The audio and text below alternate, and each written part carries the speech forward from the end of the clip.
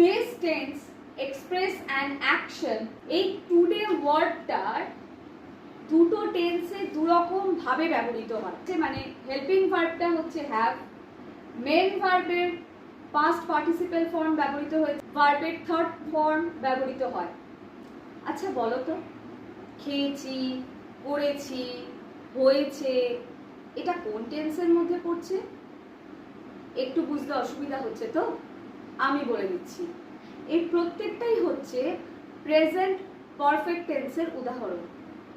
খেয়েছে, হয়েছে, হয়ে গেছে, এই প্রত্যেকটাই হচ্ছে প্রেজেন্ট পারফেক্ট টেন্সের এক্সাম্পল। কিন্তু প্রেজেন্ট পারফেক্ট টেন্স কি? শুধু তাই নয়, প্রেজেন্ট পারফেক্ট টেন্সের স্ট্রাকচারই বা কি বা তার কিওয়ার্ড যদি জানতে হয় ভিডিওটা দেখতে হবে প্রথম থেকে শেষ অবধি। Welcome to my channel Pratik e learning school, where learning is a beautiful journey. আজকে আমরা শিখতে চলেছি প্রেজেন্ট পারফেক্ট টেন্স, তার স্ট্রাকচার এবং কিওয়ার্ড, সঙ্গে তো থাকবেই নতুন নতুন কিছু এক্সাম্পলস। তাহলে চলো ভিডিওটা বেশি দেরি না করে আজকের ক্লাসটা শুরু করা যাক। তাহলে চলো এইবার দেখে নেওয়া যাক প্রেজেন্ট পারফেক্ট টেন্স কাকে বলে। দেখো, প্রেজেন্ট পারফেক্ট টেন্সের ডেফিনেশনটাকে দেখে নিই।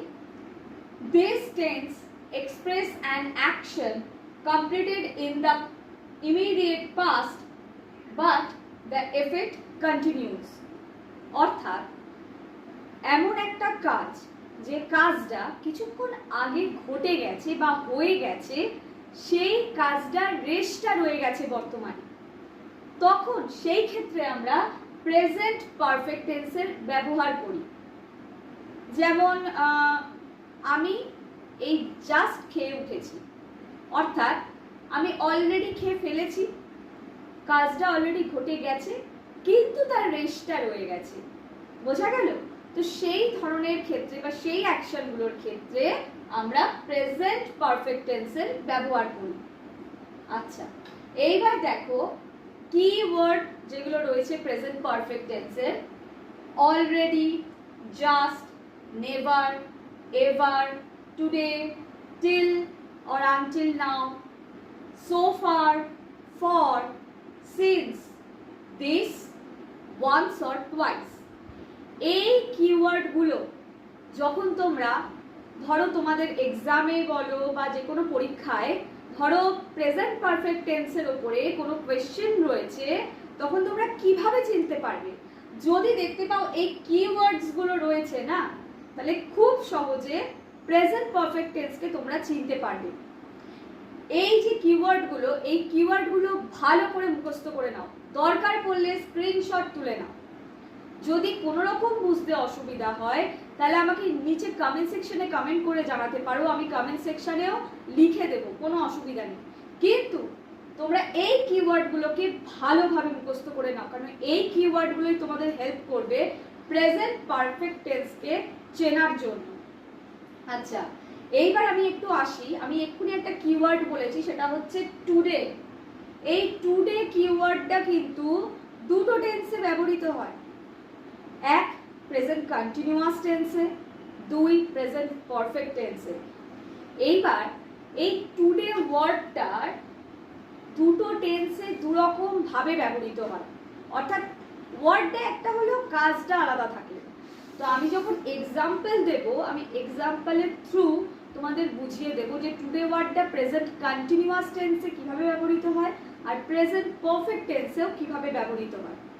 আচ্ছা, এইবার দেখো আমরা অলরেডি প্রেজেন্ট পারফেক্ট টেন্স কাকে বলে শিখে গেলাম, কিওয়ার্ডস কি সেটাও শিখে গেলাম।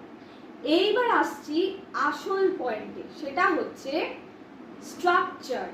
প্রেজেন্ট পারফেক্ট টেন্সের কি স্ট্রাকচার রয়েছে, কিভাবে আমরা প্রেজেন্ট পারফেক্ট টেন্সে খুব সহজে যে কোনো সেন্টেন্স গঠন করতে পারবো।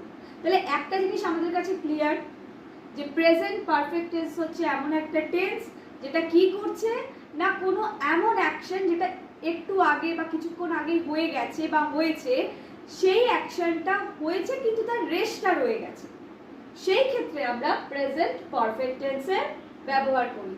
বোঝা গেল? আচ্ছা, কিওয়ার্ডগুলো ভালো করে দেখে নাও, দরকার করলে লিখে নাও। হ্যাঁ, এইবার আমরা চলে যাচ্ছি কিসে না স্ট্রাকচার প্লাস এক্সাম্পলে। তাহলে চলো এবার স্ট্রাকচার এবং এক্সাম্পলগুলো দেখে নেওয়া যাক। এইবার চলো আমরা দেখে নিই প্রেজেন্ট পারফেক্ট টেন্সের স্ট্রাকচার প্লাস এক্সাম্পল।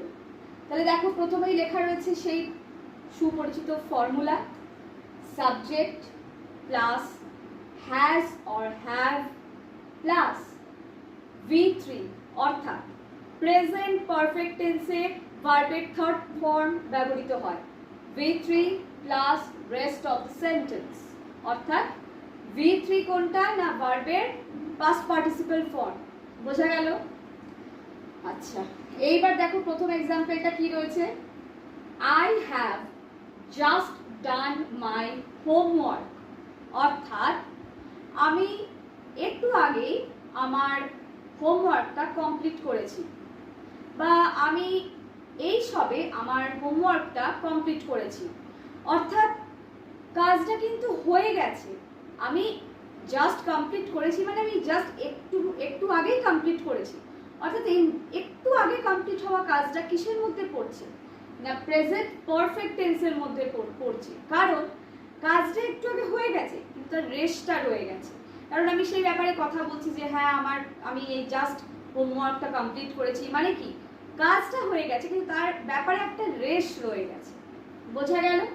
এরপরে 2 নম্বরটা রয়েছে, দেখো the train has arrived at the station. অর্থাৎ ট্রেনটি স্টেশনে এসে গেছে। এরপরে দেখো রয়েছে until now he has never wished me good morning. অর্থাৎ আনটিল নাওটা দেখো এটা হচ্ছে একটা কিওয়ার্ড। প্রথমটাতে কিওয়ার্ড ছিল জাস্ট। আচ্ছা, এরপরে দেখো এইখানে থার্ডে কিওয়ার্ড হচ্ছে আনটিল নাও। আনটিল নাও হচ্ছে প্রেজেন্ট পারফেক্ট টেন্সের একটা keyword. Until now he has never wished me good morning. অর্থাৎ এখনো পর্যন্ত সে কখনোই আমাকে সুপ্রভাত বলেনি বা আমাকে গুড মর্নিং উইশ করেনি। বোঝা গেল?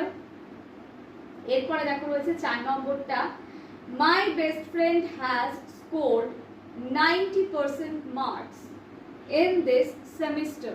অর্থাৎ আমার প্রিয় বন্ধু বা প্রিয় বান্ধবী এই সেমিস্টারে অর্থাৎ এই পরীক্ষায় কি না 90% নম্বর পেয়েছে। এইবার দেখো অলরেডি কিন্তু সে নাম্বারটা পেয়ে গেছে, অর্থাৎ অলরেডি সে রেজাল্টটা পেয়ে গেছে কিন্তু তার রেস্টটা রয়ে গেছে। এইবার তোমরা বলবে কোথায় হ্যাজ ব্যবহার হবে, কোথায় হ্যাভ ব্যবহার হবে। খুব পরিচিত ফর্মুলা, যখনই থাকবে ফার্স্ট পারসন সিঙ্গুলার নাম্বার বা ফার্স্ট পারসন প্লুরাল নাম্বার তখন থাকবে হ্যাভ, আর যখন হবে থার্ড পারসন সিঙ্গুলার নাম্বার তখন হয়ে যাবে হ্যাজ। আর সেকেন্ড পারসন সিঙ্গুলার হোক বা প্লুরাল ইউ এর ক্ষেত্রেও হ্যাভই ব্যবহৃত হবে, হ্যাজ নয়। তাহলে আর হ্যাঁ, থার্ড পারসন প্লুরাল নাম্বার দে এর ক্ষেত্রেও কিন্তু হ্যাভ এর ব্যবহার হবে। তাহলে বোঝা গেল কোথায় হ্যাজ ব্যবহৃত হবে আর কোথায় হ্যাভ ব্যবহৃত হবে। আরেকটা টিপস তোমাদের জন্য আমি এর পরের আরেকবার আমি দেখিয়ে দিচ্ছি, সেইটা হচ্ছে তোমাদের বলেছিলাম টুডে প্রেজেন্ট কন্টিনিউয়াস টেন্সে কি করে ব্যবহৃত হয় আর প্রেজেন্ট পারফেক্ট টেন্সে কিভাবে ব্যবহৃত হয়, সেইটা একবার চট করে আমরা দেখে নিই চলো। আচ্ছা, এতক্ষণ ধরে আমরা প্রেজেন্ট পারফেক্ট টেন্স সম্পর্কে দেখছিলাম। এইবার প্রেজেন্ট পারফেক্ট টেন্সে একটা কিওয়ার্ড রয়েছে সেটা হচ্ছে টুডে, আর প্রেজেন্ট কন্টিনিউয়াস টেন্সেও একটা কিওয়ার্ড রয়েছে টুডে। ইভেন প্রেজেন্ট টেন্সেও আমরা ব্যবহার করতে পারি টুডে। বোঝা গেল? 3টে টেন্সেই ব্যবহৃত হয়। এইবার দেখো ব্যবহারটা কিন্তু আলাদা আলাদা, সেইটা দেখে নাও। I have given my exam today. লক্ষ্য করে দেখো এইখানে আই ব্যবহৃত হয়েছে, যেহেতু আই রয়েছে তাই ভার্বটা হয়ে গেছে, মানে হেল্পিং ভার্বটা হচ্ছে হ্যাভ। মেন ভার্বের পাস্ট পার্টিসিপেল ফর্ম ব্যবহৃত হয়েছে, গিভটা হয়েছে গিভেন, আর গিভ হচ্ছে একটা ইরেগুলার ভার্ব কারণ এটা কি হচ্ছে না পাস্ট টেন্স, অর্থাৎ V2 আর V3 যে ফর্মটা সেটা কমপ্লিটলি চেঞ্জ হয়ে যায়, তাই এটি একটি ইরেগুলার ভার্ব। আচ্ছা, V3 plus rest of the sentence. এইখানে দেখো রয়েছে today, I have given my exam today.